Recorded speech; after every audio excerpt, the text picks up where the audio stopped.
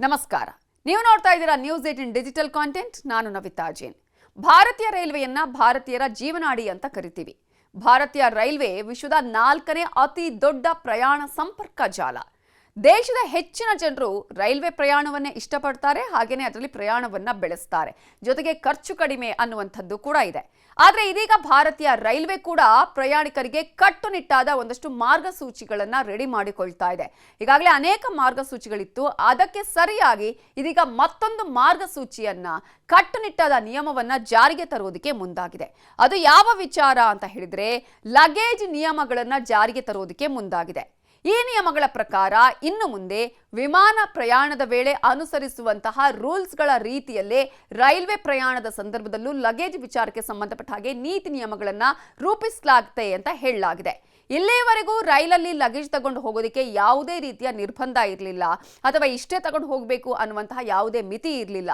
ಅದಕ್ಕಾಗಿ ಫೈನ್ ಆಗಿರ್ಬೋದು ಅಥವಾ ಹಣ ಕಟ್ಟುವಂತಹ ವಿಚಾರಗಳು ಇರಲಿಲ್ಲ. ಇನ್ನು ಮುಂದೆ ವಿಮಾನದ ರೀತಿಯಲ್ಲಿ ಲಗೇಜಿಗೆ ರೈಲಲ್ಲೂ ಕೂಡ ನಿರ್ಬಂಧ ಇರುತ್ತೆ. ಜೊತೆಗೆ ಹೆಚ್ಚಿನ ಪ್ರಮಾಣದಲ್ಲಿ ನಿಗದಿಗಿಂತ ಜಾಸ್ತಿಯಾಗಿ ಏನಾದರೂ ಲಗೇಜನ್ನು ತಗೊಂಡು ಹೋದರೆ ಅದಕ್ಕೆ ಫೈನ್ ಅನ್ನು ಕೂಡ ವಿಧಿಸಲಾಗುತ್ತೆ. ಈಗಾಗಲೇ ಪ್ರಸ್ತಾವಿತ ನಿಯಮಗಳ ಪ್ರಕಾರ ರೈಲು ನಿಲ್ದಾಣಗಳಲ್ಲಿ ಪ್ರಯಾಣಿಕರ ಲಗೇಜ್ಗಳನ್ನು ಎಲೆಕ್ಟ್ರಾನಿಕ್ ತೂಕ ಯಂತ್ರದಲ್ಲಿ ತೂಕ ಮಾಡಲಾಗುತ್ತೆ. ತೂಕದ ಮಿತಿಗಳನ್ನು ರೈಲುಗಳಲ್ಲಿ ಕಟ್ಟುನಿಟ್ಟಾಗಿ ಜಾರಿಗೊಳಿಸಲಾಗುತ್ತೆ ಅಂತ ಹೇಳಲಾಗಿದೆ. ಲಗೇಜ್ ನಿಗದಿತ ಮಿತಿಗಿಂತ ಅಥವಾ ಹೆಚ್ಚು ತೂಕ ಇದ್ರೆ ಅಥವಾ ಹೆಚ್ಚಿನ ಗಾತ್ರವನ್ನ ಕೂಡ ಹೊಂದಿದ್ರು ಇನ್ನು ಮುಂದೆ ನೀವು ತಗೊಂಡು ಹೋಗುವಂತಹ ಬ್ಯಾಗ್ಗಳಿಗೆ ದಂಡವನ್ನ ವಿಧಿಸಲಾಗುತ್ತೆ. ಒಂದು ವೇಳೆ ಲಗೇಜ್ ನಿಗದಿತ ತೂಕದ ಮಿತಿಯೊಳಗೆ ಇದ್ದು ಅದರ ಗಾತ್ರ ಏನಾದರೂ ತುಂಬಾ ದೊಡ್ಡದಾಗಿದ್ರೆ ಆಗ್ಲೂ ಕೂಡ ಇದರಿಂದ ಬೇರೆ ಪ್ರಯಾಣಿಕರಿಗೆ ಅನಾನುಕೂಲ ಆಗತ್ತೆ ಅನ್ನುವಂತಹ ಕಾರಣಕ್ಕಾಗಿ ಅಂತಹ ಲಗೇಜ್ಗಳಿಗೂ ಕೂಡ ಫೈನ್ ಅನ್ನ ವಿಧಿಸಲಾಗುತ್ತೆ. ಇದಲ್ಲದೆ ಭಾರತೀಯ ರೈಲ್ವೆ ನವೀಕರಿಸಿದ ನಿಲ್ದಾಣಗಳಲ್ಲಿ ಇನ್ನು ಮುಂದೆ ಪ್ರೀಮಿಯಂ ಬ್ರ್ಯಾಂಡ್ ಮಳಿಗೆಗಳನ್ನು ಕೂಡ ತೆರೆಯೋದಕ್ಕೆ ಅದು ಯೋಚನೆಯನ್ನ ಮಾಡಿದೆ.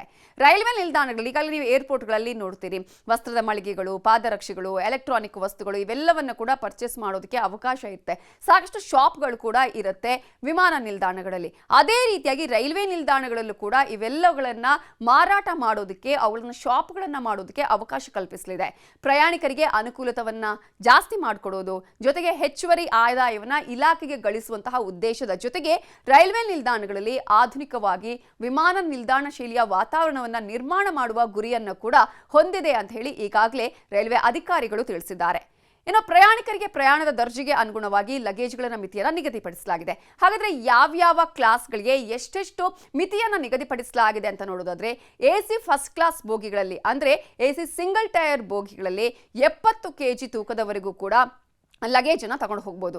AC 2ನೇ ಶ್ರೇಣಿಗೆ 50 kg ಆದ್ರೆ AC 3ನೇ ಶ್ರೇಣಿ ಮತ್ತು ಸ್ಲೀಪರ್ ಕ್ಲಾಸ್ಗೆ 40 kg ಅಷ್ಟೇ ನಿಮಗೆ ಲಗೇಜ್ ತಗೊಂಡು ಹೋಗೋದಕ್ಕೆ ಅವಕಾಶ ಇರೋದು. ಇನ್ನು ಜನರಲ್ ಬೋಗಿಗಳಲ್ಲಿ ಲಗೇಜ್ಗಳಿಗೆ 35 kg ತೂಕದ ಮಿತಿಯನ್ನ ನಿಗದಿಪಡಿಸಲಾಗಿದೆ. ಈ ಕ್ರಮ ಒಂದು ರೀತಿಯಲ್ಲಿ ಜಾಸ್ತಿಯಾಗಿ ಪರಿಣಾಮಕಾರಿ ಮತ್ತು ಪ್ರಯಾಣಿಕರಿಗೆ ಆರಾಮದಾಯಕವಾದ ಪ್ರಯಾಣವನ್ನ ಕೊಡುವಂತಹ ಒಂದು ಗುರಿಯನ್ನ ಹೊಂದಲಾಗಿದೆ ಅಂತ ಹೇಳಿ ಈಗಾಗಲೇ ಪ್ರಯಾಗ್ರಾಜ್ ರೈಲ್ವೆ ವಿಭಾಗದ ಹಿರಿಯ ವಾಣಿಜ್ಯ ವ್ಯವಸ್ಥಾಪಕರಾಗಿರುವ ಹಿಮಾಂಶು ಶುಕ್ಲಾ ಹೇಳಿದ್ದಾರೆ. ಈಗಾಗಲೇ ಈ ಒಂದು ಆರಂಭಿಕ ಹಂತ ಎಲ್ಲಿಂದ ಆರಂಭ ಆಗುತ್ತೆ ಅಂತ ನೋಡೋದಾದ್ರೆ, ಮೊದಲು Prayagraj junction, Prayagraj Chheoki, Subedarganj, Kanpur central, Mirzapur, Tundla, Aligarh junction, Govindpuri ಸೇರಿದಂತೆ ಕೆಲವು ನಿಲ್ದಾಣಗಳಲ್ಲಿ ಈ ರೀತಿಯಾಗಿ ನವೀಕರಣ ಕ್ರಮವನ್ನು ಕೈಗೊಳ್ಳಲಾಗುತ್ತೆ ಅಂತ ಹೇಳಿದ್ದಾರೆ. ಜೊತೆಗೆ ಪ್ರಯಾಣಿಕರು ತಮ್ಮ ಜೊತೆಗಿರುವ ಲಗೇಜ್ಗಳನ್ನು ತೂಕ ನಡೆಸಿದ ಬಳಿಕವೇ ಪ್ಲಾಟ್ಫಾರ್ಮ್ಗಳಿಗೆ ಹೋಗೋದಿಕ್ಕೆ ಅನುಮತಿ ಸಿಗುತ್ತೆ. ಇನ್ನು ಡಿಸೆಂಬರ್ 2026ರಿಂದ ಟರ್ಮಿನಲ್ ಪ್ರದೇಶಗಳಿಗೆ ಪ್ರವೇಶವನ್ನ ಮಾನ್ಯ ರೈಲು ಟಿಕೆಟ್ಗಳನ್ನು ಹೊಂದಿರುವ ಪ್ರಯಾಣಿಕರಿಗೆ ನಿರ್ಬಂಧ ಮಾಡಲಾಗುತ್ತೆ. ಇದು ಬೋರ್ಡಿಂಗ್ ಪಾಸ್ಗಳಾಗಿ ಕಾರ್ಯನಿರ್ವಹಿಸುತ್ತೆ. ಆದರೆ ಸಂದರ್ಶಕರಿಗೆ ಸಂದರ್ಶಕರ ಪಾಸ್ಗಳಾಗಿ ಕಾರ್ಯನಿರ್ವಹಿಸುವ ಪ್ಲಾಟ್ಫಾರ್ಮ್ಗಳು ಕೂಡ ಅದಕ್ಕೆ ಟಿಕೆಟ್ ಬೇಕಾಗುತ್ತೆ. ಅದರ ಜೊತೆಗೆ ರೈಲ್ವೆಯಲ್ಲಿ ಸಾಕಷ್ಟು ಅವಕಾಶಗಳು ಮತ್ತು ಮಾರ್ಗಸೂಚಿಗಳು ಕೂಡ ಇವೆ. ರೈಲ್ವೆಯ ಮಾರ್ಗಸೂಚಿಗಳು ಹೇಳುವಂತೆ ನಿಮ್ಮ ಆಸನ ಅಥವಾ ಕಂಪಾರ್ಟ್ಮೆಂಟ್ ಅಥವಾ ಕೋಚಲ್ಲಿ ಯಾವುದೇ ಪ್ರಯಾಣಿಕರು ಮೊಬೈಲ್ ಅಲ್ಲಿ ದೊಡ್ಡ ಧ್ವನಿಯಲ್ಲಿ ಏನಾದರೂ ಮಾತನಾಡಿದ್ರೆ ಅವರ ವಿರುದ್ಧ ಕ್ರಮ ಕೈಗೊಳ್ಳಬಹುದು. ದೊಡ್ಡ ಧ್ವನಿಯಲ್ಲಿ ಹಾಡುಗಳನ್ನು ನೀವು ಕೇಳುವಂತಿಲ್ಲ. ಇಲ್ಲದೆ ಅನೇಕ ಪ್ರಯಾಣಿಕರು ರಾತ್ರಿ 10 ಗಂಟೆ ನಂತರ ಕೂಡ ಲೈಟ್ ಅನ್ನು ಹಾಕೋದ್ರಿಂದ ಬೇರೆ ಪ್ರಯಾಣಿಕರ ನಿದ್ದೆಗೆ ತೊಂದರೆ ಆಗುತ್ತೆ. ಹಾಗಾಗಿ ಅಂತಹ ಸಂದರ್ಭದಲ್ಲಿ ಪ್ರಯಾಣಿಕರ ಮೇಲೆ ಕ್ರಮಗಳನ್ನು ಕೈಗೊಳ್ಳುವಂತಹ ಅವಕಾಶಗಳು ಕೂಡ ಇದೆ. ಪ್ರಯಾಣಿಕರು ನಿಯಮಗಳನ್ನು ಪಾಲಿಸದಿದ್ದಲ್ಲಿ ಅವರ ವಿರುದ್ಧ ಕ್ರಮ ಕೈಗೊಳ್ಳೋಕೆ ರೈಲ್ವೆ ಇಲಾಖೆ ಈಗಾಗಲೇ ಮಾರ್ಗಸೂಚಿಯನ್ನ ಹೊರಡಿಸಿದೆ. ಜೊತೆಗೆ ಪ್ರಯಾಣಿಕರು ದೂರು ಕೊಟ್ಟರೆ ಅದನ್ನ ಪರಿಹರಿಸುವ ಹೊಣೆಗಾರಿಕೆ ಸಿಬ್ಬಂದಿಯ ಮೇಲೆ ಇರುತ್ತೆ. ಜೊತೆಗೆ ಈಗಾಗಲೇ ರೈಲ್ವೆಯಲ್ಲಿ ನಾವು ಗಮನಿಸ್ತೀವಿ, ಹುಟ್ಟುಹಬ್ಬ ಮಾಡೋದು, ಪಾರ್ಟಿ ಮಾಡೋದು ಇತ್ಯಾದಿಗಳಾಗುತ್ತೆ. ಅವೆಲ್ಲವೂ ಕೂಡ ರೈಲು ಕೋಚ್ ಒಳಗೆ ಮಾಡಬಾರ್ದು ಅನ್ನುವಂತಹ ನಿರ್ದೇಶನ ಇದೆ. ಇನ್ನು ಟಿಕೆಟ್ ಬುಕ್ಕಿಂಗ್ಗಳ ಸಮಯದಲ್ಲಿ ಒಂದಷ್ಟು ಫ್ರೀ ಅವಕಾಶಗಳು ಕೂಡ ಇರುತ್ತೆ. ರೈಲ್ವೆ ಪ್ರಯಾಣಿಕರಿಗೆ ವರ್ಗ ಉನ್ನತೀಕರಣ ಅಂದ್ರೆ ಕ್ಲಾಸ್ ಕ್ಲಾಸ್ ಅಪ್ಗ್ರೇಡೇಷನ್ ಸೌಲಭ್ಯವನ್ನ ಒದಗಿಸುತ್ತೆ. ಸ್ಲೀಪರ್ ಕೋಚ್ ಬುಕ್ ಮಾಡಿದ ಪ್ರಯಾಣಿಕರು 3ನೇ AC ಕ್ಲಾಸ್ ಅಂದ್ರೆ AC 3 ಟೈರ್ ಅನ್ನ ಪಡಿಬಹುದು. 3ನೇ AC ಕ್ಲಾಸ್ ಪ್ರಯಾಣಿಕರು 2ನೇ AC ಕ್ಲಾಸ್ ಅಲ್ಲೂ ಕೂಡ ಪಡಿಬಹುದು. 2ನೇ AC ಕ್ಲಾಸ್ ಪ್ರಯಾಣಿಕರು ಅದೇ ದರದಲ್ಲಿ ಫಸ್ಟ್ AC ಕ್ಲಾಸ್ ಸೌಲಭ್ಯವನ್ನ ಪಡೆಯೋದಕ್ಕೆ ಅನುವು ಮಾಡಿಕೊಡಲಾಗುತ್ತೆ. ಈ ಸೌಲಭ್ಯವನ್ನ ಪಡೆಯಲು ಪ್ರಯಾಣಿಕರು ಟಿಕೆಟ್ ಬುಕಿಂಗ್ ಟೈಮ್ ಅಲ್ಲಿ ಆಟೋ ಅಪ್ಗ್ರೇಡ್ ಅನ್ನುವಂತಹ ಒಂದು ಆಪ್ಷನ್ ಅನ್ನ ಕ್ಲಿಕ್ ಮಾಡಬೇಕು. ಇದರ ನಂತರ ರೈಲ್ವೆ ಲಭ್ಯತೆಯ ಆಧಾರದ ಮೇಲೆ ಟಿಕೆಟ್ ಅನ್ನ ರಿನಿವಲ್ ಮಾಡಲಾಗುತ್ತೆ. ಅದೇ ರೀತಿ ವೇಟಿಂಗ್ ಲಿಸ್ಟ್ ಪ್ರಯಾಣಿಕರಿಗೆ ಮತ್ತೊಂದು ರೈಲಲ್ಲಿ ನೀವು ಆಸನ ಲಭ್ಯತೆಯ ಆಧಾರದ ಮೇಲೆ ಪ್ರಯಾಣ ಮಾಡೋದಕ್ಕೂ ಕೂಡ ಅವಕಾಶ ಇದೆ. ದೃಢೀಕೃತ ಟಿಕೆಟ್ ಪಡೆಯೋದಕ್ಕೆ ಸಾಧ್ಯವಾಗದ ಪ್ರಯಾಣಿಕರು ಮತ್ತೊಂದು ರೈಲಲ್ಲಿ ಸೀಟ್ ಪಡೆಯೋದಕ್ಕೂ ಕೂಡ ನಿಮಗೆ ಆಯ್ಕೆ ಮಾಡಿಕೊಳ್ಳುವ ಅವಕಾಶ ಇದೆ. ಇದಕ್ಕೆ ಟಿಕೆಟ್ ಬುಕಿಂಗ್ ಟೈಮಲ್ಲಿ ನೀವು ಆಪ್ಷನ್ ಆಯ್ಕೆ ಮಾಡಿಕೊಳ್ಳಬೇಕು. ಇದರ ನಂತರ ರೈಲ್ವೆ ಈ ಸೌಲಭ್ಯವನ್ನ ಒದಗಿಸುತ್ತೆ. ಭಾರತೀಯ ರೈಲ್ವೆ ಟಿಕೆಟ್ಗಳನ್ನ ಟ್ರಾನ್ಸ್ಫರ್ ಮಾಡುವ ಆಯ್ಕೆಯನ್ನು ಕೂಡ ಕೊಡುತ್ತೆ. ಹೆಚ್ಚಿನವರಿಗೆ ಇದೆಲ್ಲ ಗೊತ್ತೇ ಇಲ್ಲ, ಈ ರೀತಿಯಾಗೂ ಮಾಡಬಹುದಾ ಅನ್ನುವಂತಹ ಅಂಶಗಳನ್ನು ನಾವು ಗಮನಿಸಬೇಕಾಗುತ್ತೆ.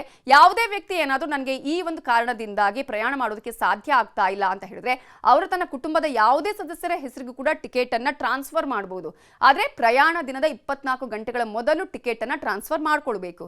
ಸೊ ಈ ಎಲ್ಲ ಉಪಯೋಗಗಳನ್ನ ರೈಲ್ವೆ ಇಲಾಖೆ ನೀಡಿದೆ. ಅನೇಕರು ಇದರ ಉಪಯೋಗವನ್ನು ಪಡ್ಕೊಳ್ತಿದ್ದಾರೆ, ಅನೇಕರು ಪಡ್ಕೊಳ್ತಾ ಇಲ್ಲ.